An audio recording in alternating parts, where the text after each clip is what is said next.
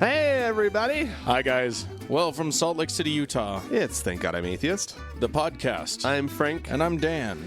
And coming up today, we're going to be talking about a little dust-up caused by Richard Dawkins. We are going to be talking about a Dawkins dust-up. Yeah. The dusting of Dawkins. the Dawkins dust. You might have heard of this. Sure. You might have heard of what happened this week. He opened his mouth. Which is all he has to do these days, it He seems. opened his thumbs. It was a Twittery thing. Oh, that's true. Yeah. Anyway, we're going to be talking about... I was like, he opened his thumbs. Yeah, well... What are you talking about? He wasn't using his mouth He hole. could have been typing. He could have been typing. He may not have tweeted in the... In the phone sense of it. Sense of it. Well. May not have texted it in to their little texty number. A little tweet messaging. That's how it was when I first got on Twitter. Right?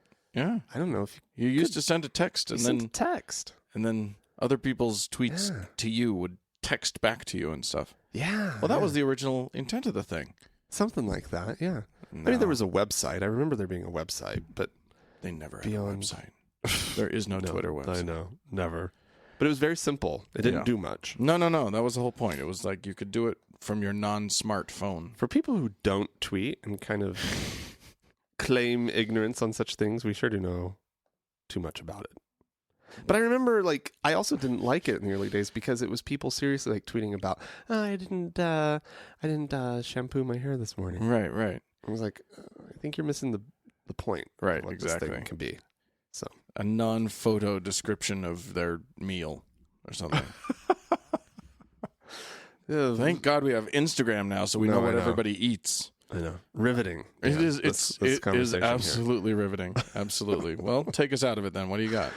I have a very interesting blog post Oh, that I wanted to.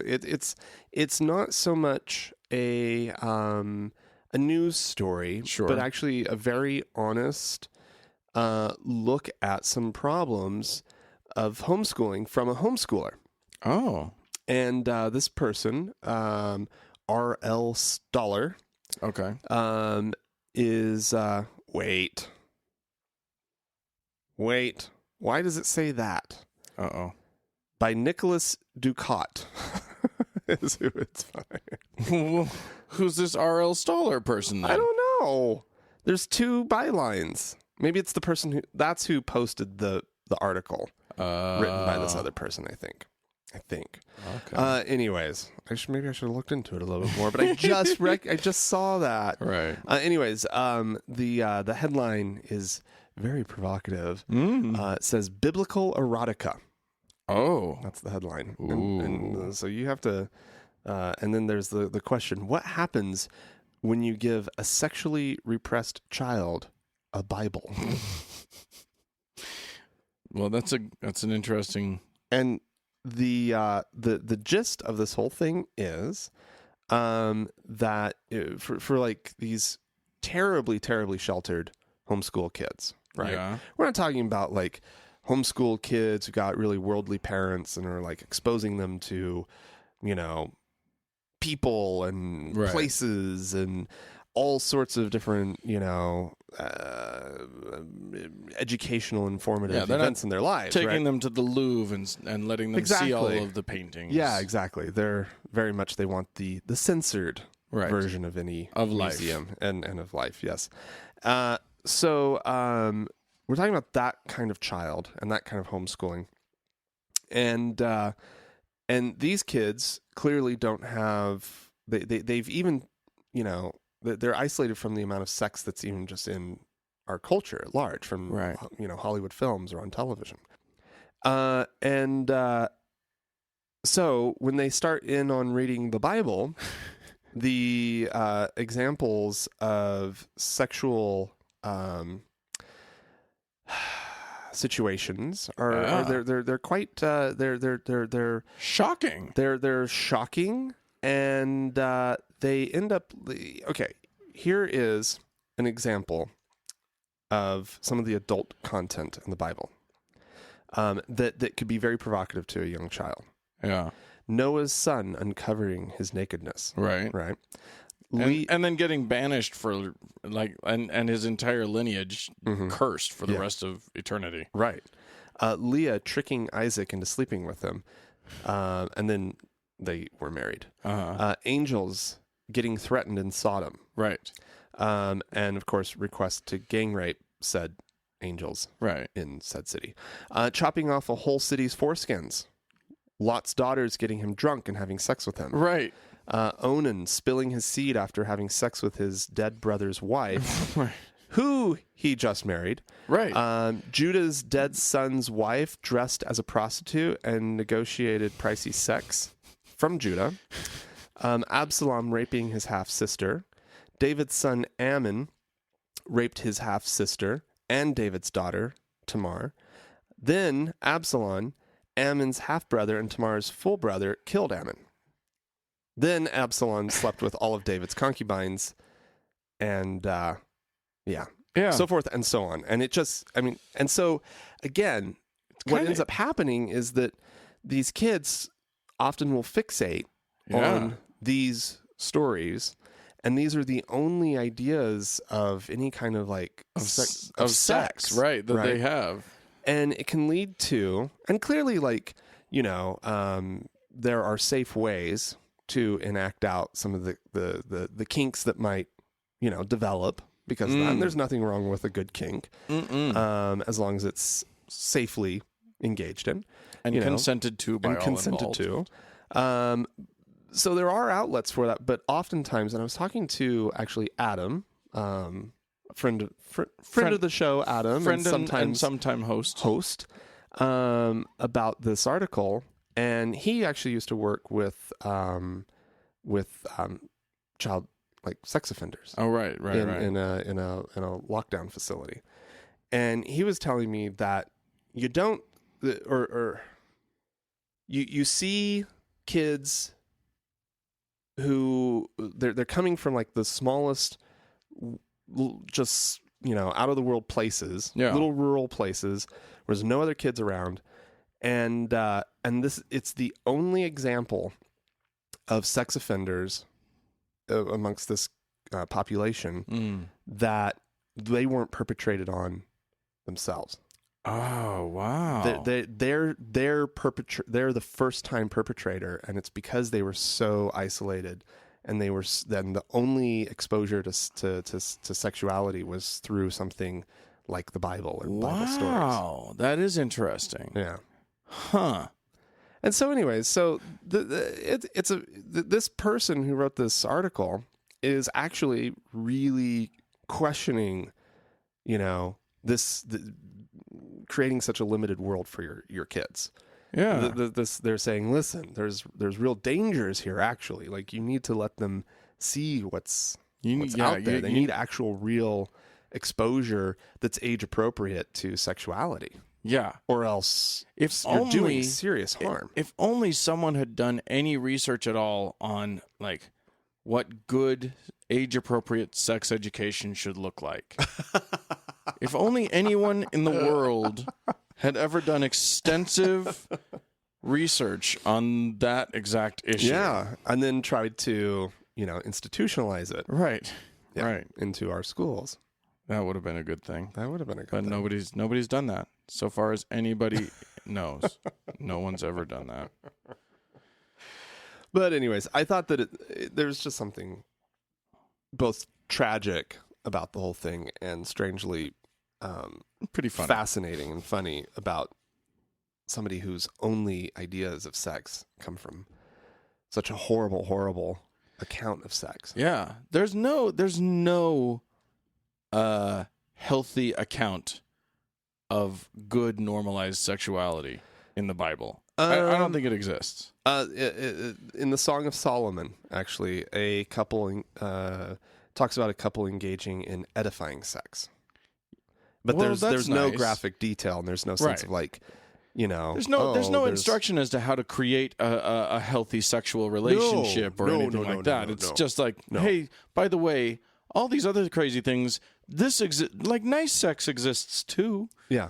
But something so central to the human existence or human experience. Right. Right. And this book that everybody bases their lives on, well, not everybody, but the Christians base their lives on. And it's completely mute on the topic. Right. And when it does start talking about, I mean, Song of Solomon's this bizarre sort of poetic ode to sexuality. Just as a book, it's weird. I mean, it's got here. I've got a Song of Solomon pulled up right here. You ready? Yes, please. Your shoots are an orchard of pomegranates with all choicest fruits, henna with nard and saffron, calamus and cinnamon, with all trees of frankincense, myrrh, and aloes, with all choice spices, a garden fountain, a well of living water, and flowing streams from Lebanon. I love nard. But do you like henna with nard, or do you like your nard with some saffron? Like, that's the question. And I'm pretty sure all of that's supposed to be somehow a metaphor for sexuality. But it's like, and it's followed immediately by, awake, O north wind, and come, O south wind, blow upon my garden, let its spices flow. Let my beloved come to his garden and eat its choicest fruits. Yummy.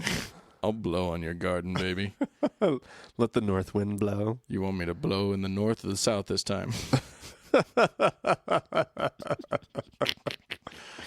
Dan, you're so racy. That's Bible right there. I have to check that suggestive dialogue box this time. I know. Biblically suggestive. Biblically, yeah, that's even worse. Yeah, exactly. We all know it's worse. Yeah, the Bible's nasty. The Bible's incredibly, like, the examples of sex in the Bible are horrific. I like describing them as nasty. Nasty. They're nasty. That shit's nasty.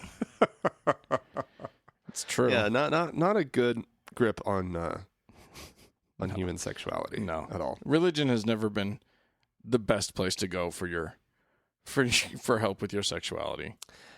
It should be. Well, that should be a goal of organized religion. It is the goal of some, like, fringe religions.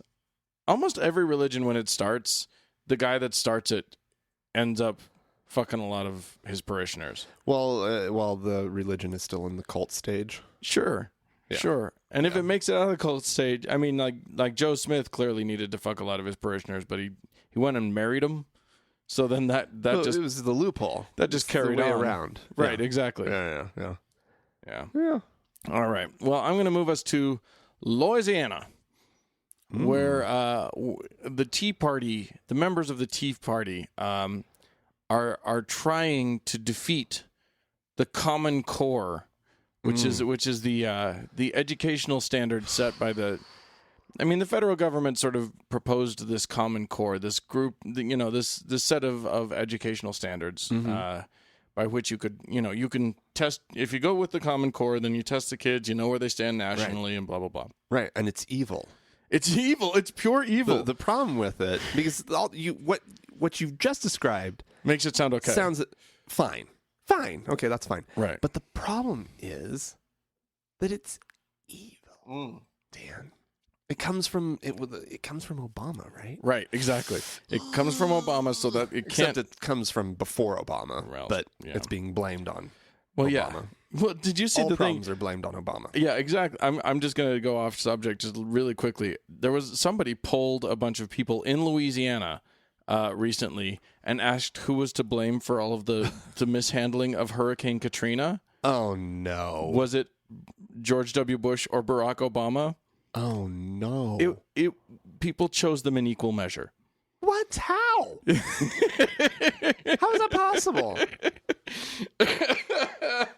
You were there. You were in Louisiana when it happened. Yeah. That's how well informed they are. Anyway, yeah, well, it's how good the rights machine works. What you don't understand is how evil the Common Core is, and in what ways it's evil. It must be satanic somehow. It's a Tea Party put up a blog post decrying the Common Core and how bad it was. Okay, and listed three links on this to proof that this is terrible, that it's as bad as it gets. Oh, I love proof. And Okay. one of those links went to a news story in, what's it from? Oh, shoot, I'll find it. It came from, from the Broken World News. That's a good start. It's a satire piece that claims that the Common Core will turn students gay. So yes. They didn't see the satire? It doesn't matter if they saw it. They posted it. I don't know if they saw it or not. Here's what's amazing though. I'm going to go deeper down the rabbit hole because yes, obviously so the website itself, the Broken World News, includes the disclaimer, if you believe any of this shit you read here, you are a freaking moron. That's on the website if you click the About Us page. But it's amazing. I mean, yes, so it says Common Core turns first wave of students gay. Now, why first wave of students, you might ask yourself? Yeah, why? Well, because it's referencing something that a Florida representative actually said. Which is, these people that now will receive $220 million from the state of Florida, unless this is stopped, will promote double-mindedness in state education and attract every one of your children to become as homosexual as they possibly can. I'm sorry to report that to you. Well, some people just don't become homosexual. No. They get as homosexual as they can possibly get because of Common Core. Well, like I'm saying, the gay people get as homosexual as they can get, but I tried to get as homosexual as I could get, and I couldn't get anywhere. But you got as far as you could. I went as far as I could go, and I couldn't go anywhere. Well, then you got as far as you could. Yeah. Thanks to the Common Core. It was nothing to do with the Common Core. I just think that's amazing. How close did you get, Dan? Nowhere. I got nowhere. I got to the point where when I was single, I wished that I could be gay because I could get laid a lot more. That was as far as I got.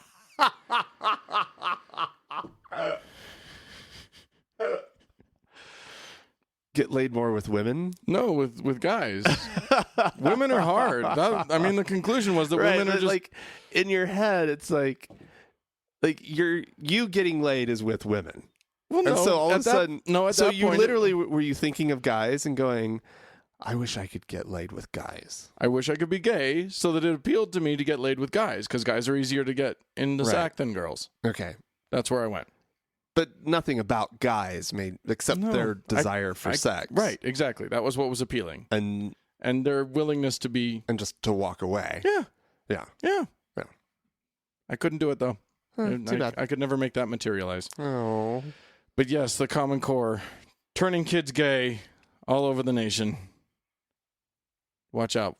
I'm just feeling so fancy. Oh, Frank has his water today is in a wine goblet. Oh my God, it's very large, and I feel luxurious and fancy. I never should have given it to you. It's distracting you from your work. All right. Well, why don't we talk about a congressional candidate in Arizona? Okay. Democrat. And he's atheist. Oh. Which I didn't even know that was happening. An atheist? That an atheist was sort of running for office down in Arizona. That wasn't on my radar at all. So there's been a letter writing campaign promoted by a group of anti-abortion organizations that is targeted at James Woods. That's the name of the Democratic congressional candidate. Not the actor. Not the actor. Okay. He and so they've just been sending him tons of letters saying, talking about abortion, how bad it is. Mm-hmm. And so he has decided on an appropriate response, and he is mailing back to these people condoms. In fact, he's their official campaign condoms. They say prevent abortion, and then they have a little star, which I'm assuming is part of his little logo, and Woods, Star Woods. Oh. And these are going back, and it has this whole idea of this is how you prevent abortion. Right. This is how you do it. That's brilliant. I love it. And I mean, just a great response. Yeah. And he's including a letter that says, thank you for taking the time to write me about your anti-abortion stance. While I cannot support policies that jeopardize the health and stability of women and their families, there are many measures that I do support that are proven to quickly enhance the well-being of women and to significantly reduce abortion. These proven pro-family, pro-women, or woman initiatives include promoting sexually healthy, knowledgeable, and reasonable communities, beginning in our K-12 schools, expanding publicly supported family planning services, including universally accessible birth control for all women, and strengthening government empowerment programs for low-income women and their children. I look forward to working with you to promote policies like these that support our families and that quickly, safely, and dramatically reduce abortion. I love it. I love it. What a great response. That made me very, very, very happy. I mean, because it's flat out just owning it. Yeah. And framing it in a way that is undeniable and Right, brilliant. exactly. And I love it. I love it. Like carrying your sign outside of the clinic is not going to prevent abortion. No. But slapping a condom on will definitely help. Oh, yeah. Yeah. Yeah. Or giving them to your teenagers. God forbid. My kids would never have sex. They know better. They know better. We've had the talk. They know that Jesus hates that. Yeah. And so therefore they will not. They love Jesus, so. But then when they do have sex and get teenagely pregnant. Right. Teenagely. Then they, then we'll see how you feel about abortions. Yeah. Mamacita. Yeah. Or condoms. Or condoms. One or the other. Pick one. Yep. Yeah. There you go. Yeah. Well, that's a great response. Yeah. Condoms prevent abortions. It's true. It's like the abortion prevention pill. It is. We've talked about that. Yep. Yep. So, our friend Hemant Mehta over at the Friendly Atheist got the scoop on what's happening in. He always gets the scoop. He's scoopy. He's very scoopy. He scoops everyone. I like it. Go Hemant. Yeah. He's got ears to the ground, is what he's got. Yeah.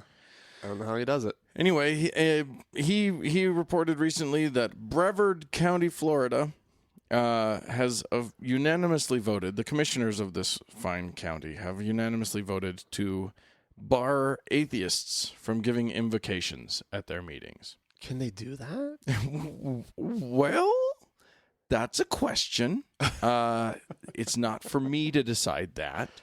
They have done it. That seems discriminatory.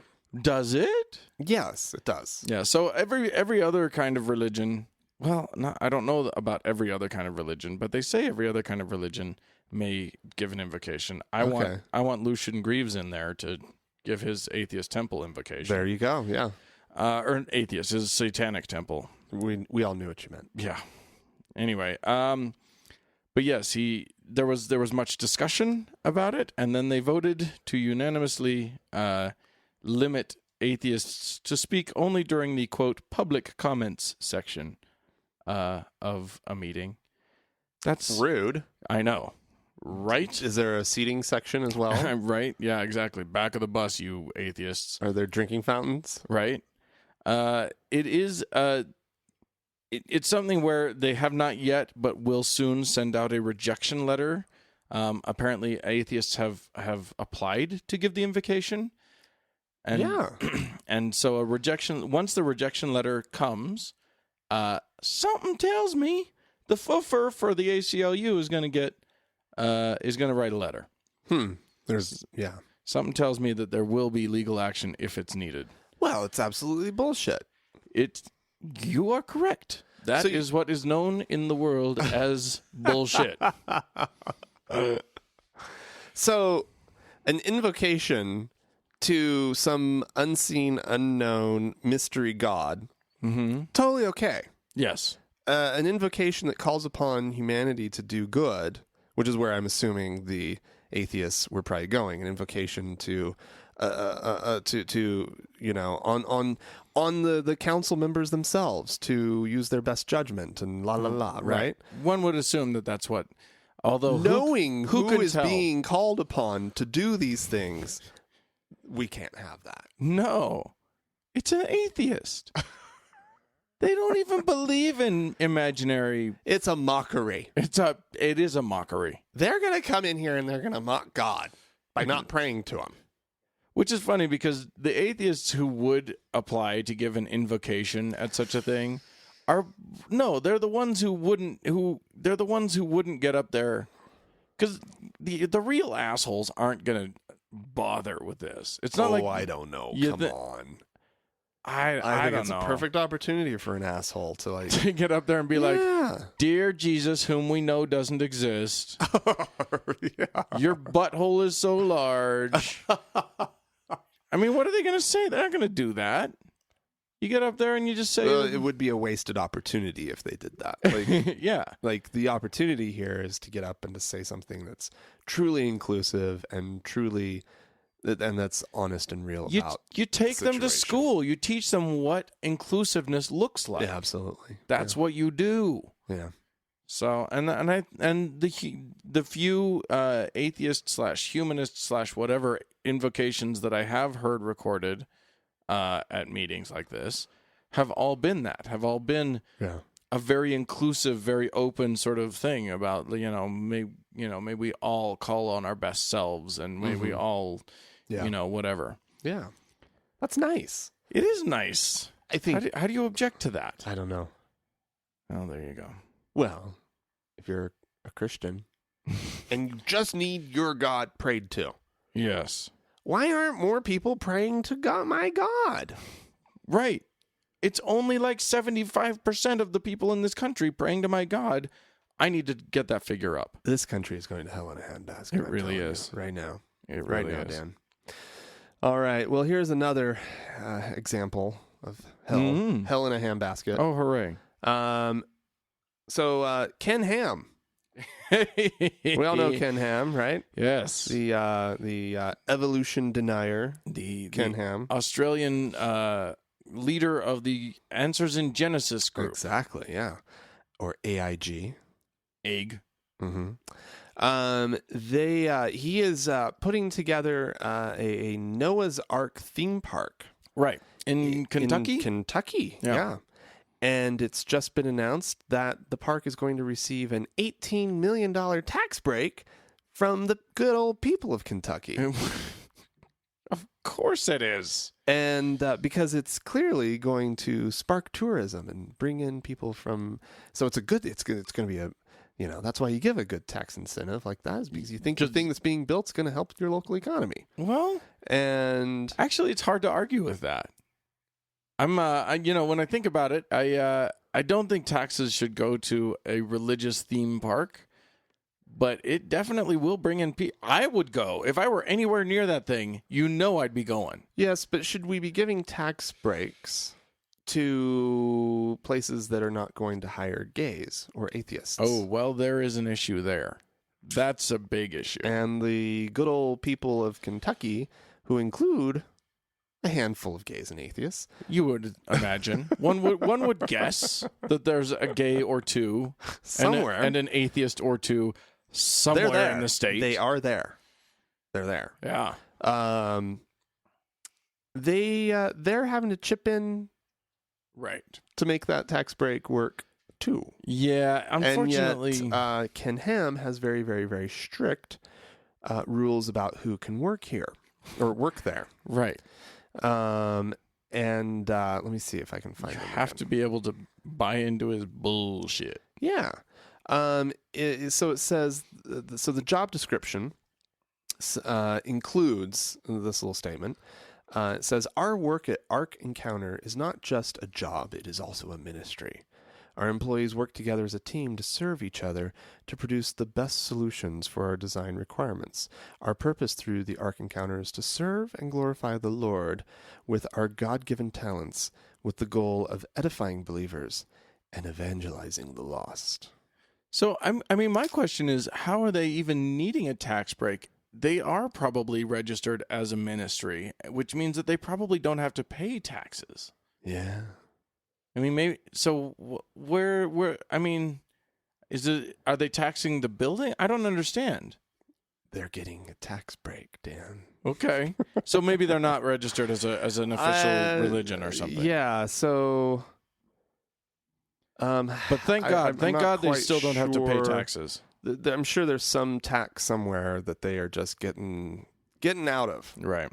Entirely. Yeah. So... But yeah, this thing... Like property taxes and stuff, but... Yeah. It is imperative. So here's something else from their website. All job applicants for the nonprofit ministry of AIG/Creation Museum need to supply a written statement of their testimony, a statement of what they believe regarding creation, and a statement that they have read and can support the AIG statement of faith. And the statement of faith claims that it is imperative that all persons employed by the ministry in any capacity or who serve as volunteers should abide by and agree to our statement of faith to include the statement on marriage and sexuality and conduct themselves accordingly. Right. So there's all these requirements. Yeah. Well, poopy requirements. Yeah. I mean, it's obvious.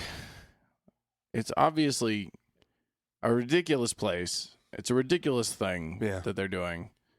I'm guessing when all is said and done, they'll lose more believers than they'll create by doing this thing. You think? Well, when you actually are looking at the ark itself and you start to think about every animal on the planet. But Ken Ham has his little explanation for that. Still not good enough. He's got it all figured out, too. Yeah, well. Anywho, good for them for getting that money, and you can expect a letter from the from somebody pretty soon. Yeah. Well, we need a good little shadow museum. Yeah. Isn't there? Has anybody done that? A good little museum right next door. A museum of actual archaeology. Yeah. Oh, get it? You see what I did there? clever. Archaeology because of the ark. Yeah. Yeah. That would actually be an interesting. Yeah, you put one up right across the street or something. Yeah, I mean the Christians do that with dinosaur dig sites that are like. Oh right, in Texas we were going to go to one, but it was closed on the day that we were going to be there. Yeah, right. There's a dinosaur dig site, and then like right across from it is like a Christian creationism little outpost thing. Yeah, debunking. They have to. Oh, don't believe that over there. Don't believe. Or what they should call it is, you can stay Christian. Let us show you how. After you've been exposed to these facts, let us show you how to twist them so that you can still stay Christian and have it make some kind of sense. Well, the problem is you can still be Christian. You just can't be a biblical literalist. Right. That's the problem. Right. But nobody... That's Ken Ham. He believes in the literal reading of the Bible. Right. Not just that, there's this guy who died for his sins and blah, blah, blah, which, while whatever you think about that, okay. But as soon as the Bible's literal, you got some serious problems. Well, yeah. I mean, you've got hundreds of internal conflicts just within the Bible. You can't possibly take it literally. But yet you can, because they're amazing. Oh, anyway, I'm going to move on to, do you remember the Mars Hill Church? I do indeed. Coming out of Seattle, Washington, Mark Driscoll created a very large ministry. Hell yeah. Claiming to have as many as 14,000 members. It's been under some duress over the past year, as you remember. We've talked about some of the scandals that have been going on there. Driscoll posted some vulgar and misogynistic comments to the church's online forum a bit ago. He used tricks to get his book higher up in the rankings and stuff. Yeah. You remember that? Yeah, I do. He was accused of plagiarism and stuff. So I mean, there's been some turmoil in the Driscoll ministry. Well, now it's being pointed out that they raised a shit ton of money last year towards the end of the year. They have their Christmas time sort of fundraising extravaganza. They raised almost $3 million. My God. Above and beyond their sort of standard tithing money that they get. Okay. So that's extra money. And one of the things that they raised it for, one of the things that they touted as where the money was going, was a Jesus festival. Oh. I really enjoyed saying that. A Jesus festival. Which was going to be this evangelistic outdoor outreach at Merrimore Park in Seattle.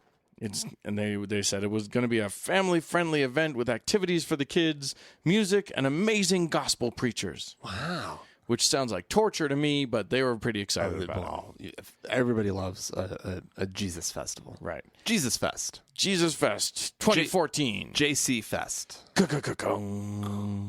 Unfortunately, it's been very quietly canceled. Why? How? What? Well, all of the turmoil and all of the troubles that they've been having have been a little too much for them, and so they quietly folded down Jesus Fest. Where am I going to get a good face painting? A little cross painted on my face. Exactly. Ooh, turn me into one of the animals on the ark. Or or a henna, like a Christian henna tattoo. Yeah, sure. Thing. I need that. Where are you going to get a pencil drawing of Reagan weeping one single solitary tear as he looks over the sadness that America has become?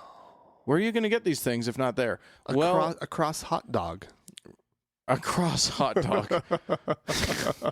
I need to be eating a cross hot dog in a cross bun, Dan. That's the worst idea ever.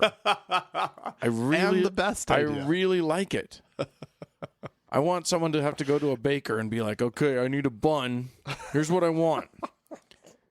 It's not a hot cross bun, but it's a hot bun that looks like a cross. You got one of those? Anyway, yeah, so yeah, they of course are under no obligation to disclose what they're going to be doing with this surplus of money that was meant to go to getting Jesus Festival up and running. Though lawsuit defense sounds like probably a decent way to deal with the stuff, considering he's in such trouble. Anyway, it's just because they're a ministry, they don't have to disclose what they do with any of their money ever at all. Right. But congratulations on your extra $3 million, guys. Yeah. Have fun with that. Well, yeah. A bunch of little festivals.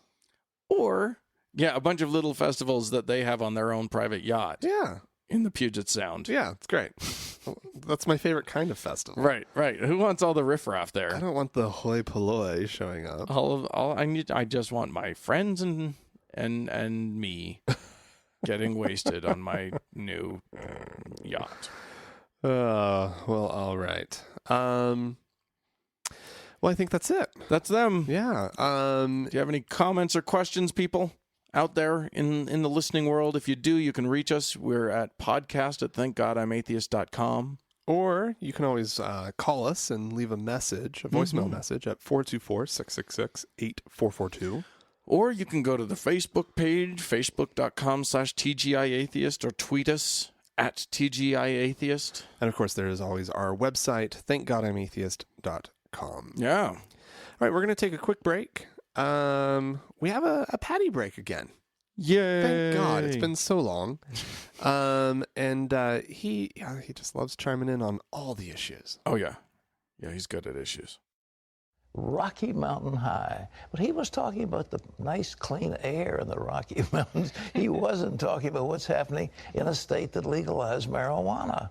Now, everybody, the little kids are getting high. They've got marijuana cupcakes. marijuana soft drinks, marijuana gummy bears. Oh, do you want your little 8th grader to be stoned when he goes to school? Well, welcome to Colorado, where pot is legal. You know, I have been one that has been very much against the incredible incarceration rate in the United States of America. We have made this country a nation of criminals. We have the highest incarceration rate of any nation on the face of the earth, and more so than mainland China, more so than Russia.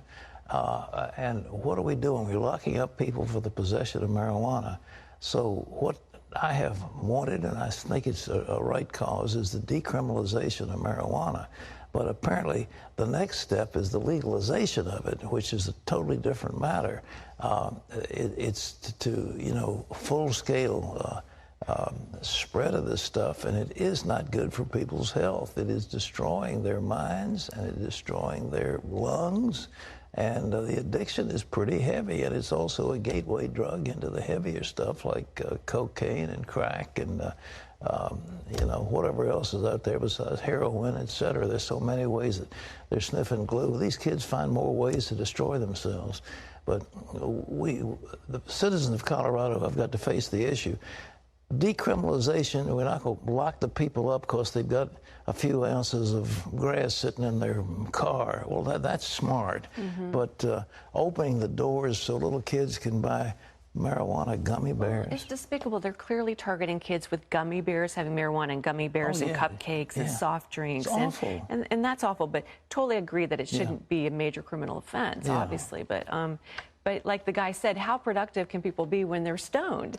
You know, I mean, come on. I've never tried, and I hope I don't have to. Not the gummy bears. Marijuana gummy bears.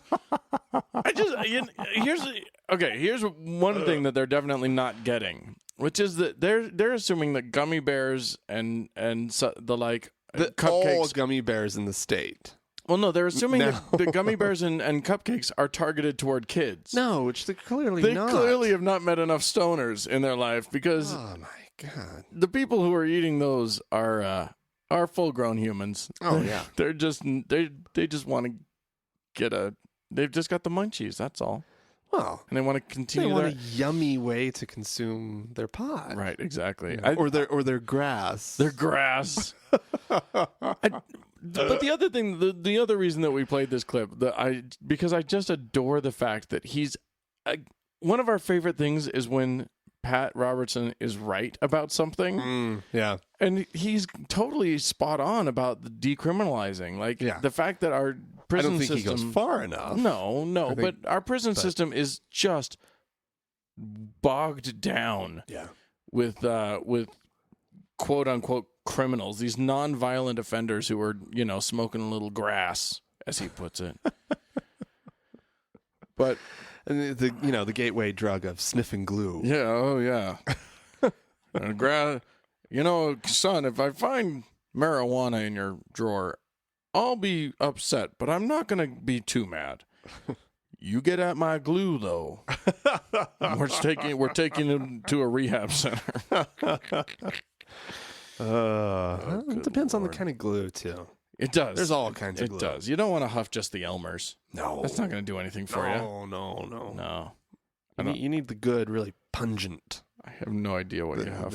Something that has a sort of an A-B epoxy type thing going on. Yeah. Anything that, kills some real brain cells.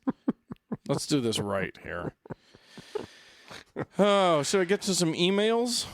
Yes, please do. We've got people writing into us left and right. If, ladies and gentlemen, if you write into us and we don't end up reading your email on the air, know that we adore you and thank you for writing in. But we get a lot of these things these days, and I got to keep the show to a reasonable time. Absolutely.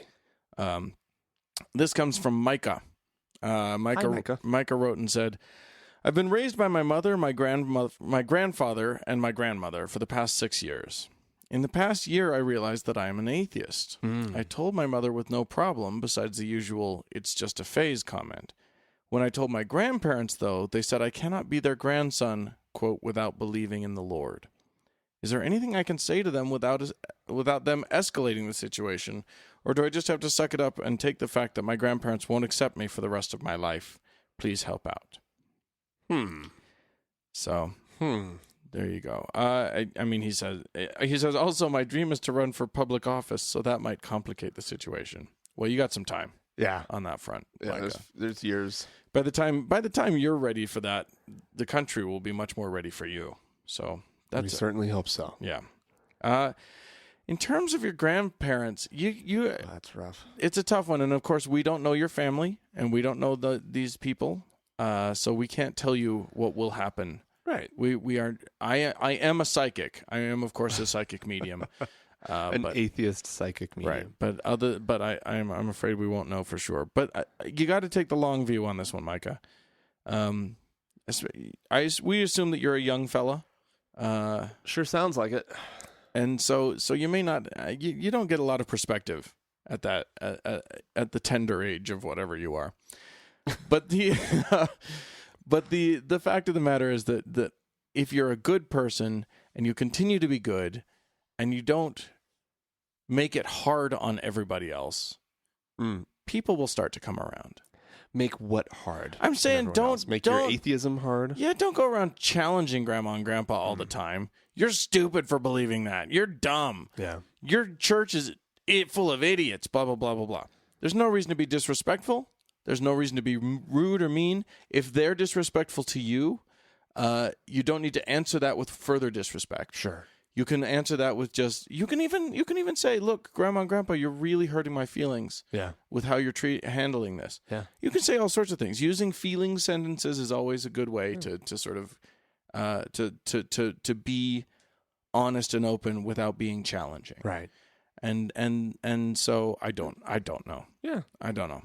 Good luck with that. Let us know. Be the best grandson you can be. Yeah. Is what I would do. Always be a good person. It's always better to be a good person. But go mow their lawn. Go help out around the house. Go do things for them. That you should while being honest about who you are. That you should be doing anyway. But, right. But I mean, what they need to see is that you're still your game. Is what I'm saying. There you go. Yeah. I mean, they need to see that you're still going to be a good person. You're still not going to be. I mean, and if they really, really challenge you, and it's going to negatively affect your life, shut your mouth and go to church. I don't know. You're a kid. You'll be fine. You don't have to believe it. But sometimes you got to fly under the radar for a while. Yeah, that's true. It's not. Right. Anyway, it's not easy. Thanks, Micah. Yeah. Rabbi Gruber wrote in. Hey, Rabbi Gruber.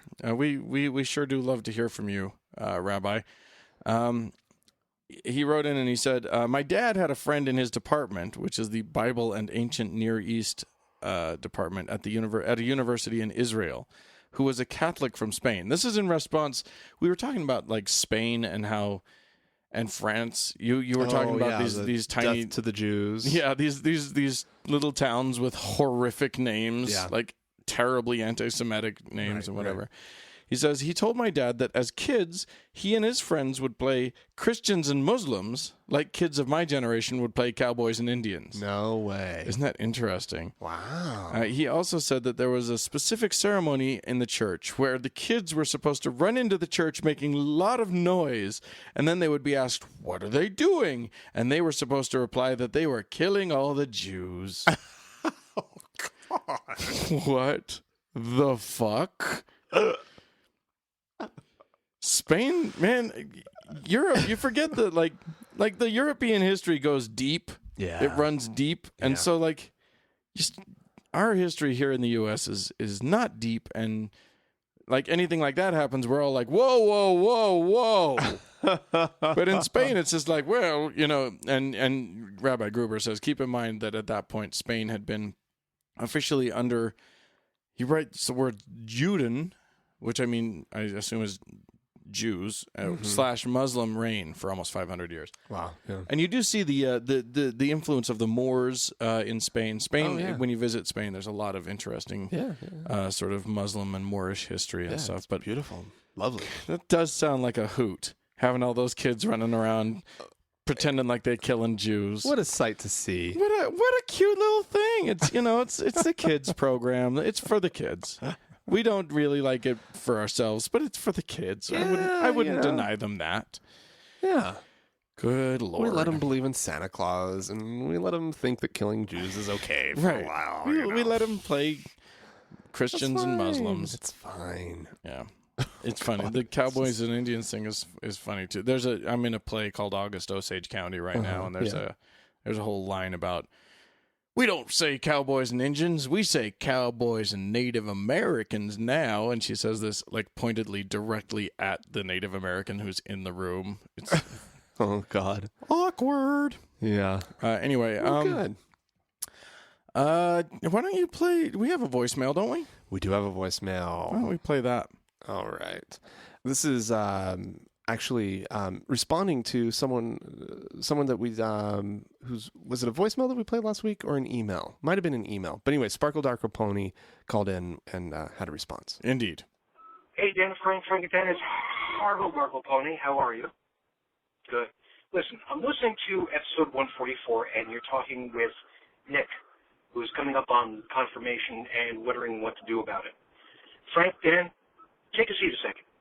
Nick, Nicholas, Nicole, whatever. I want to go ahead and I want to address this to you as somebody who came up through the Roman Catholic faith, who is now 45. I didn't understand what I was agreeing to when I went through confirmation. I went along because that's what was expected of me. If you know what you want to do and you want to get out of this and still save face for everybody involved, here's what you do. Go through the confirmation absolutely dead set on learning everything. Ask every question. Ask, should you read the Bible? Ask what you should read of the Bible. Read more. Ask questions. Find every little piece about it that you can say, this doesn't make sense. I can't agree to this. This doesn't make sense. I don't understand that. Why doesn't this make sense? And when all is said and done, when confirmation time comes up, you can say with a clear conscience, I don't get this. It doesn't make sense. I'm not agreeing to it. And nobody can fault you for doing your research. Best of luck to you, and I hope to hear back that you've done well for yourself. Good luck. Frank, Dan, show's back to you. Oh, well, thanks, Sparkle. Thanks for taking the reins there, Sparkle Pony. Oh dear. There you go. I don't know how that would play out, but it sounds good.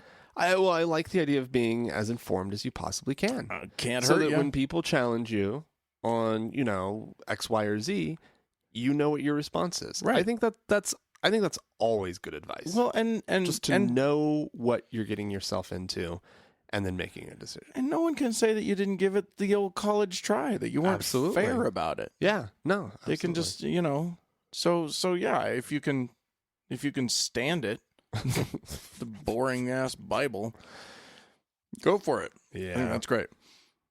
We got an email from Catherine, who says, I'm helping to launch an SSA at my college. That would be a Secular Student Alliance at my college. Well done, Catherine. Which is in the heart of Georgia. And today we got to talk to kids at their orientation. It's the first time they get to see the college unattended, meaning without parents, and therefore the best time to snatch them up. Oh, wow. It's good wording. That won't make the Christian parents out there nervous at all. At least it's not a gay student union. Right, exactly. There were two looks we would get. One was genuine curiosity, and ones of mild interest, ones of genuine curiosity and ones of mild interest followed swiftly by disgust. One girl literally looked like she had just stepped into shit, and I thought it was hilarious, but my friend was really offended. Oh. My question for you is, how have you personally dealt with people like this, who immediately become hostile/malicious when they learn that you're an atheist? I'm happy to say that we had about 20 people sign up, which was a much better reception than I was expecting. Wow. And we start next week. Ooh. I love the humor you guys bring to the show, and this new resignation movement. Everyone should bring their A game. Yeah. Well, yes, thanks for writing in there, Catherine, and good luck with your SSA. That sounds fantastic. Wonderful. Well done. Really. The whole thing about like people who make the stinky face at you First of all, we're in Mormon land where people make the fake smile face at you. Yeah. They don't make the stinky face. Stinky face doesn't happen very often. No, they're too passive aggressive for that. Yeah. But, when people do get uppity, either it's a good time to find someone more interesting to talk to, or it's a good time to be a little bit of an ambassador. You know what I mean? Like, just go talk to that person. Go talk to Stinky Face and just be like, "Hey, you made Stinky Face. What was that about?" I just wanted to check she's in like, with no, you. it wasn't stinky. It was just it was resting bitch face. Right. If you for all you know, that girl just has resting bitchy rest face. But it might not be a bad idea to go. I mean, first of all, what do you have to lose? If she hates you, then she will just continue to hate you. No big deal. Right. But also, you can just be like, "Hey, did I say something that offended you?" Not that you actually care, but then you can start a dialogue, and that might be an interesting conversation. Don't you think? Indeed. Yeah. Yeah. I think so. Yeah. It's never a bad idea to just, if someone's giving you the stink eye, to call them on it, but gently and in a way that makes it about them, not about you. Yeah. Oh, what's going on there? Yeah. Are you okay? You look upset. Are you smelling something gross? Is it me? I put on deodorant. Did you really step in some poo? You may have stepped in poop. Anyway, thanks for writing in. And finally, I'm gonna read from Valia, who wrote to us to say, "I did it. I found it to be liberating, and I encourage other ex-Catholics to do it. Oh, I've attached the letter that I sent to my bishop." Yay! So the I did it was she has defected. She has resigned from the Catholic Church. I read this one to remind folks of our campaign to resign from your church and send us your stories. Send us your story. You will get a free card from us at some point. We're still working on it.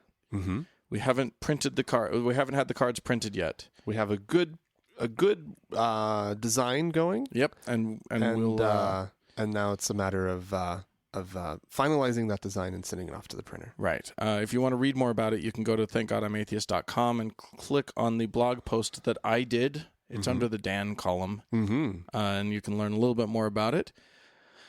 Anyway, she says, I was trying to get the church to grant an actus Latin yada yada. It's cute. An act of defection. As I understood the rules, the act would only be granted if you could demonstrate that you had irreconcilable theological differences with the Catholic Church, and I wanted an ironclad case. But the process of verbalizing the problems, and this is what was interesting. I thought this was interesting. She says, the process of verbalizing the problems I had with the doctrines was in itself edifying. It drove home just how ludicrous Catholicism and Christianity really are. Wow. Human sacrifice scapegoating for vicarious atonement of the stain conveyed by a mythological distant ancestors was the most sacred event ever? Really?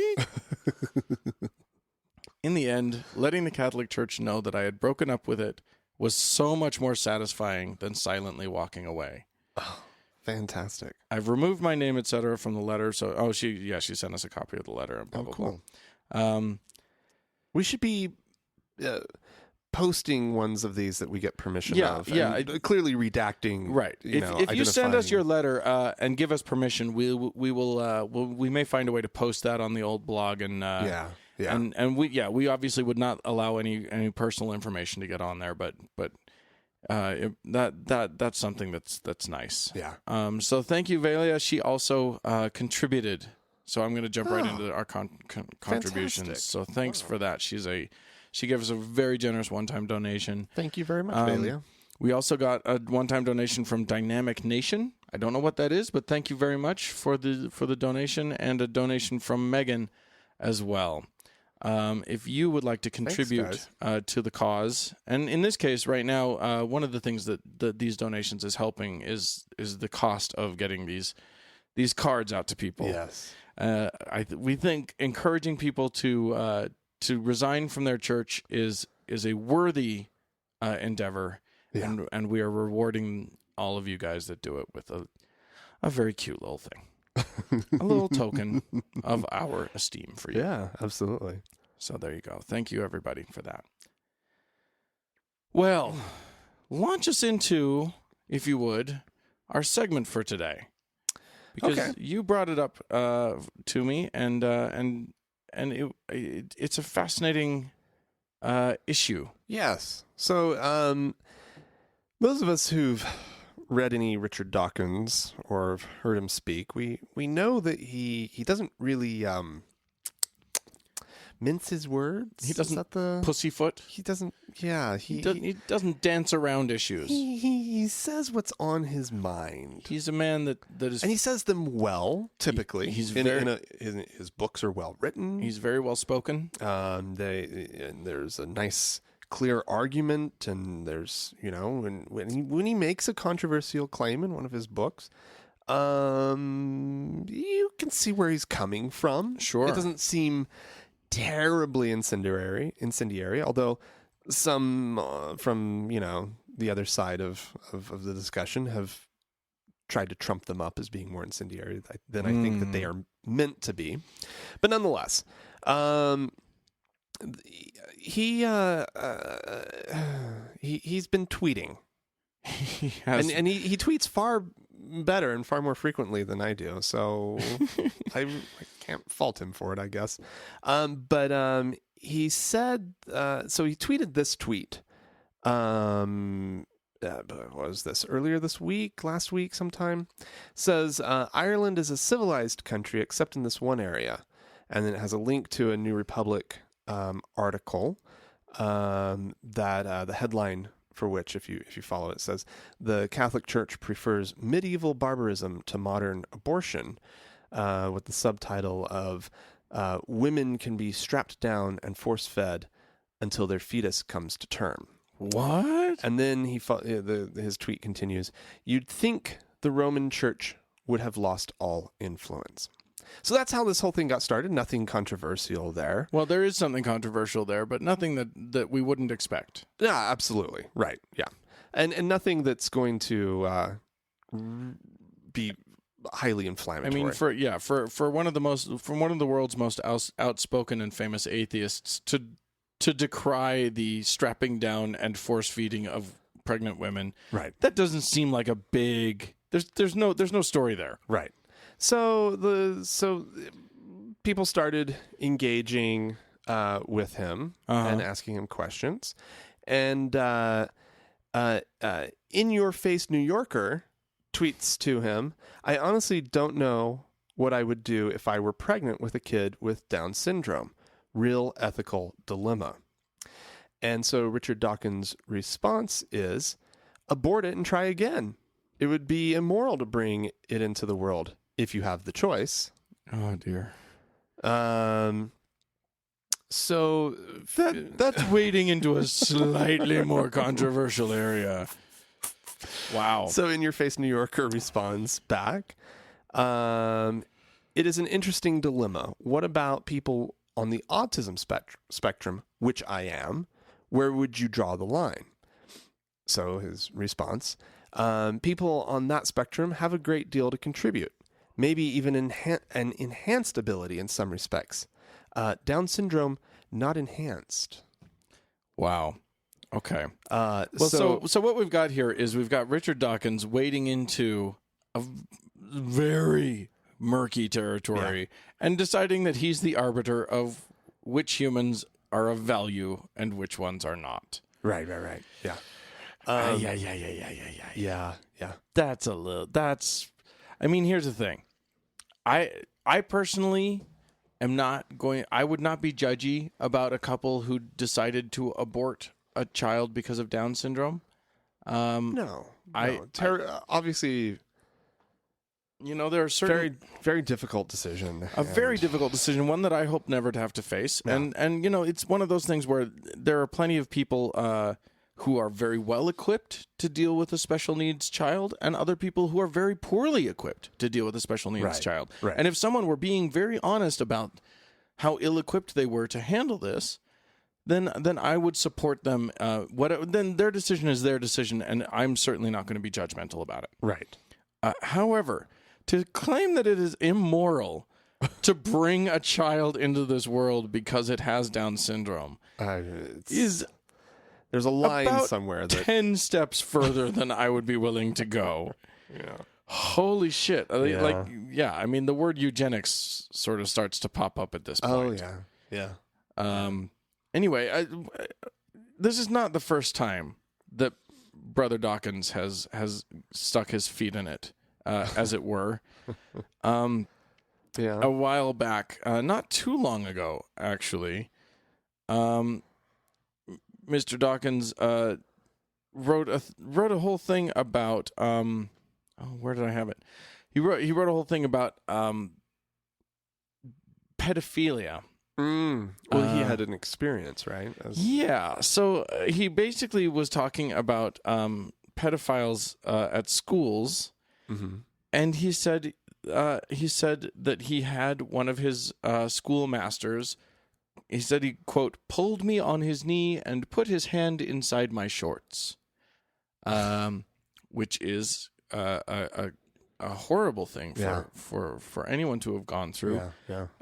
However, Mr. Dawkins said, I don't think he did any of us lasting harm. He says, he called it just mild touching up, is what he called it. Dear God. Which sounds like a Photoshop thing, but that's not what he meant. No. He said, I am very conscious that you can't condemn people of an earlier era by the standards of ours. Just as we don't look back at the 18th and 19th centuries and condemn people for racism in the same way that we would condemn a modern person for racism, I look back at a few decades ago to my childhood and see things like caning, mild pedophilia, and can't find it in me to condemn it by the same standards as I or anyone would today. Which is interesting because he's clearly saying that he recognizes in today's world that these things are wrong. But I mean, I'm sorry, pedophilia is never acceptable. It was I don't know. I have a really hard time wrapping my head around the point that he was really trying to make. Yeah, with that example. Well, here's the thing. Because okay, he somehow escaped psychologically feeling damaged by it. Right. Sure. He no worse for wear, more or less. Who knows? Right. How much he actually struggled with that at what point in his life and whatnot. If he struggled at all with it. But if this guy was going around touching kids all the time, which it sounds like it was, because he's like, we were it's a group. He says, I don't think he did any of us lasting harm. Right. And so it's like, no, someone somewhere seriously had to have had some serious lasting harm because of it. Kind of shocks me that he thinks mild, quote unquote, mild pedophilia. I feel like if he has every right to talk about his experience and to say, I was touched as a child, I'm fine. And somehow I came out unscathed. I think he has every right to bring that up as part of the conversation. It's a dangerous sentiment to express, though, I think. But he has the right to express it. It's his experience. Yes. And he has the right to it. He does not have the right to speak for the rest of the kids. And Clearly not. And he doesn't have the right to say, I would hope that extrapolate from his own experience and say that, because his brain was able to handle it and he wasn't upset by it, that somehow but I think, these other kids' brains... But Dan, I just kind of have to interject. I do think that it's harmful, and I do think that that it's a risky thing to say, and that he should be wiser than to share it, because he had a privilege, and it was a privilege of a psyche that wasn't damaged. Right. He needs to check. He needs to know that was a unique experience. You almost said check your privilege. Yeah, I know. He needs to understand where his privileges lie. Well, right. I think and that's one of the them point is I being was making. Somebody who is right, but you said that you felt that he has every right to say it. And granted, people always have the right to say whatever stupid thing they want to say. But somebody of his level of education, with his intellect, he needs to understand where his privileges as a white, heterosexual male of the upper classes in Great Britain who has a really good mind and an undamaged psyche, what that is. Yeah. I mean, it's a dangerous sentiment, period. I think that part of what he does, and I think that this is what our discussion is about, really. Part of what he wants to do is say there is nuance to discussions that aren't allowing nuance. There are experiences that we are not allowing into these discussions because they don't follow one of the acceptable narratives that have been inserted. And that's fine to an extent. But maybe we should move on to rape. Well, yes. Let's move on to what he said about rape, because that's challenging too. Recently, he said, quote, "Date rape is bad. Stranger rape at knife point is worse." He said, "If you think that's an endorsement of date rape, go away and learn how to think." It's clearly not an endorsement of date rape. No. He says it's bad. But yes, again, we're delving into a conversation that is a very, very touchy conversation, and it's one that frequently does not allow for nuance. Right. It does because it's so sensitive, and because so many people are so deeply hurt by the effects of the subject matter. It's frequently uncommon, or it's uncommon for people to inject that kind of talk into the discussion. Right. Should we be talking about rape in terms of, degrees of badness? Well, it's clearly I'm a man. Yes. And so my risk of being raped is very low, and I have not been raped. But to be honest, I really haven't. I mean, I know that just statistically, I've known women who've been raped, right? But I haven't had people be really honest and open about those experiences, right? And so I don't really have a lot of personal experience to draw upon to talk about rape. But I get why people don't want nuance in the discussion. Absolutely. Because it's like because we kind of looked up some legal definitions of like first degree and second degree rape and sexual assault and how it all kind of gets parsed out legally, right? And you can see the rationale for where they're drawing some of the lines, violence, being involved, or whether the person was able to make decisions for themselves based on their mental capacity, or maybe they weren't able to, whatever. Right. But here's the thing: it's rape is the trick here. The problem with these conversations is that if we are discussing it and we allow these kinds of nuances to be brought in, I think the fear becomes that we will get to a point where someone will downplay the negative effects that something has on someone, right? In a way that is not fair and not theirs to talk about, right? Well, I mean, because the victim of rape, whoever that may be, is a victim of something that she did not choose, right? He or she, but let's face usually it, the vast majority of instances. Well, there's child rape. So, okay, sure. And young men or young boys are frequently victims.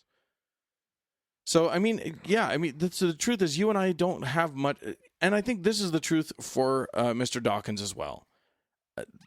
It's pretty shady to wade into this. I mean, Dawkins isn't a psychological professional, a psychology professional. He's not I was wondering that. Why? Criminology professional. In what context was he bringing this up? I don't know. I mean, it's kind of a shocking thing for him to have delved into. What's interesting is that on his website, on the Richard Dawkins Foundation website, he has an article posted by one Carol Sarler, who who is clearly a I mean, she talks from the point of view of having survived both kinds of sexual assault. Oh, dear God. And she supports him in saying that there are degrees of bad within these. She says that one was definitely more traumatic than the other. Right. But why is he saying it? I guess part of the problem, part of the reason I wanted to talk about this, is that what we've got here is someone who's getting into a lot of discussions On highly controversial topics, and he's the most. He's one of the most visible atheists in the world. He has become the de facto leader, or one of the few de facto mouthpieces of our movement. Yeah. So I don't think leader is the right word. I think well, he has a voice that he uses, and he's an atheist, and he's got a foundation. He's got all of this stuff. He has led a charge here. Sure. And he's outspoken about it. So when people think of Richard Dawkins, they think of the atheist movement. Exactly. When the name Richard Dawkins comes up, it's prominent atheist Richard Dawkins says X about rape. Yeah. Prominent atheist Richard Dawkins says X about pedophilia. Says X about aborting the immorality of not aborting a Down syndrome fetus. Child. So the problem. So I mean, say what you will about his positions, which are controversial in and of themselves. Right. Does he give up his right to really wade into these in a public way because he is so prominent in this one field? Because it reflects on all of us. I know. It reflects on the movement when he talks this way. Yeah, and I don't think that the broader community, the non-atheist community, gets that fact at all. No, of course not. He is the poster child. Therefore, we're all atheists like pedophiles, just like him. Atheists defend pedophiles now because of the thing that he said, and advocate the abortion of Down syndrome fetuses. So that's the issue. I mean, you and I were talking, Frank, earlier about this issue and about I'm sorry, but Martin Luther King Jr. didn't have the right. He may have believed in aliens and abductions. Where are you getting that from? Nowhere. Just as an example. Pulling it out crazy. of my ass. Okay, he may have believed in that, but if he had talked about it, it would have hurt his movement. So he wouldn't have talked about it. Right. You keep that one to yourself. When the racism is fixed, Dr. King, feel free to talk about why you go to bed with the tinfoil on your head. But until that moment, we'd appreciate it if you just stick to the racial equality thing. Yeah. And Mr. Dawkins, it feels weird to muzzle people, though, Dan. It feels totally weird. Exactly. And it's a weird thing to kind of sort of be calling for.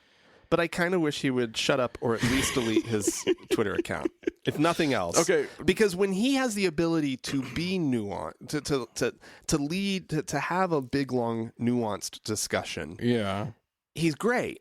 But Twitter is not about nuance. Twitter is not about he in what is it, 140 characters or whatever it is. Right. You just can't you can't pull it off. A long and reasoned argument. You can't present your premises, right? Supply your support, and then draw your conclusion. Right.